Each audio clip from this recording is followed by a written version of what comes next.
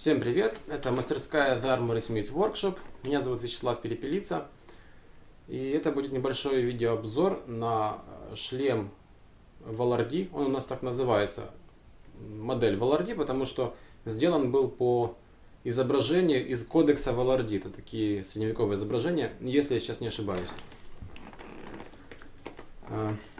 Этот шлем предназначен только для реконструкторов. Это бацинет клапвизор, распространенное такое крепление забрала клапвизор, забрала съемная, и здесь есть поворотная деталь, которая поворачивается. Затем забрала поднимается немножечко вверх на штифтах и снимается. Вот забрала сняли.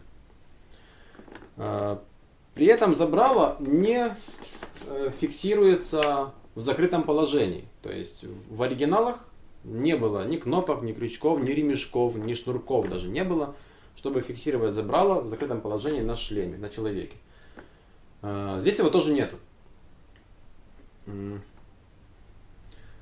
Я не знаю точно, почему так было в средневековье сделано. Возможно, чтобы рыцарь на полном скаку мог закрыть быстро и резко забрало, влететь в строй и сразу же его поднять. Возможно, даже сразу поднять и отстегнуть быстро, потому что эта петля, она в бою довольно хорошо болтается. И забрало вот в бугурте может слететь спокойно. Но вот так было в средневековье, что не было никаких таких дополнительных креплений. Вот только вот эта поворотная деталь, которая закрывается, защелкивается. Тут такая еще есть ступенечка, с помощью которой эта деталька поворачивается только в одну сторону, и все. Здесь она как бы поджимается и затягивается. Этого для бугурта мало, для реконструкторов должно хватать. Значит, первое. Нонсенс, нету крепления забрала, вот как бы оно не закрывается. Второй момент, почему его нельзя использовать в спорте, как и все, ну может не все, но процентов, почти все бацинеты 14-15 века, у него нету ремней здесь, нету подбородочных ремешков. Если честно, когда мне кто-то написал в соцсетях, что как бы не было ремней, я человеку не поверил. Я начал лазить у себя в подборках, начал лазить на компьютере, в интернете искать, как же ж так. Ремешки всегда были у всех, но вот нету. Я действительно не нашел ни одного бацинета, у которого были бы отверстия вот здесь, хотя бы отверстия или ремни. Почему-то не было. Не застегивали. И без таких ремней очень травмоопасно. Если шлем слетает с вас в бугурте, это высокая вероятность того, что вам кто-то ударит по голой голове. Поэтому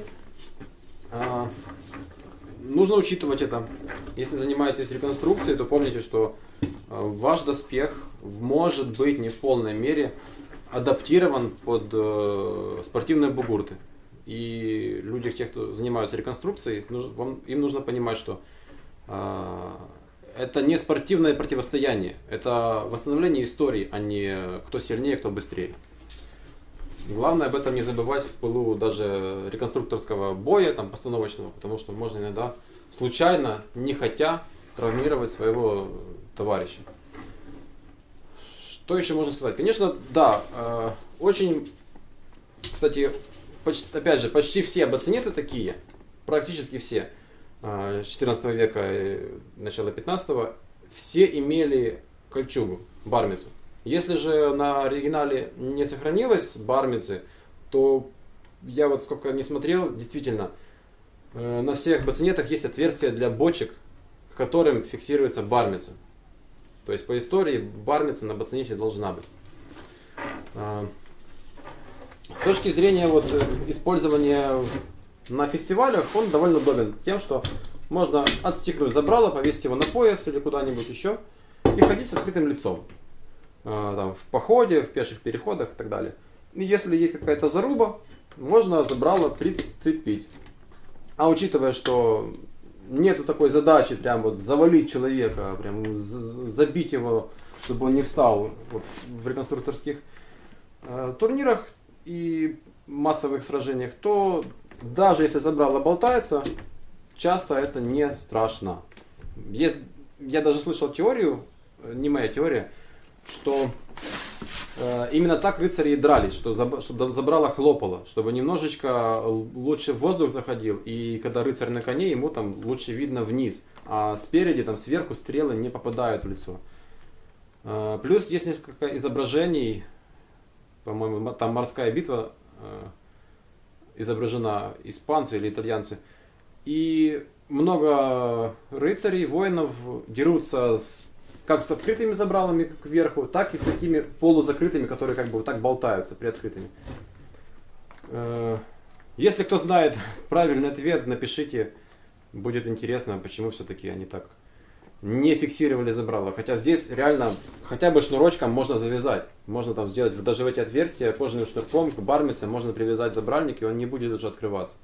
Но это все долго, это надо закрыть забрало, в доспехе это все завязывать неудобно. Кстати, этот бацинет продается у нас со склада.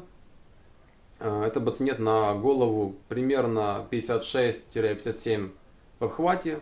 Нужно уточнить на сайте, я вот сейчас точно не скажу, но, по-моему, на голову 56-57 в обхвате. Мы можем добавить сюда ремни для фиксации на подбородке, все-таки это безопасность человека. Можно добавить сюда даже ремешок для фиксации забрала или шнурочки, там уже как клиент захочет. То есть тут сейчас не подшит подшлемник, тоже если кто будет покупать и нужно будет подшить подшлемник, мы это все обсудим. Шлем не каленый, толщиной 2 мм. Кстати, это сталь 65Г, но без закалки. То есть она чуть-чуть крепче, чем сталь 3. Петля выполнена исключительно вручную, на горячо. Тут, видите, тонкая подгонка всех этих деталей. Это сама петля занимает по времени примерно 1,5 дня. То есть купол отковать, просто купол отковать и сварить занимает примерно день. А вот эта вот вся система занимает 1,5 дня. Поэтому такие вещи, они довольно ощутимо больше в цене, чем спортивный какой-то, спортивный инвентарь, скажем так. Спортивный шлем на голову. Забрало, в принципе, фиксируется в поднятом положении. То есть здесь оно болтается, оно хлопает, а сверху оно уже притирается.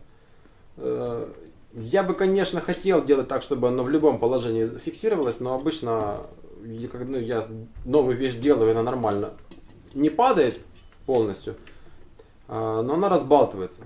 Просто пару движений, несколько раз его там поерзать и все. Ну тут оно сверху только будет стоять. Вот максимально, насколько можно его туда закрутить. Итак, это бацинет Валарди для реконструкции.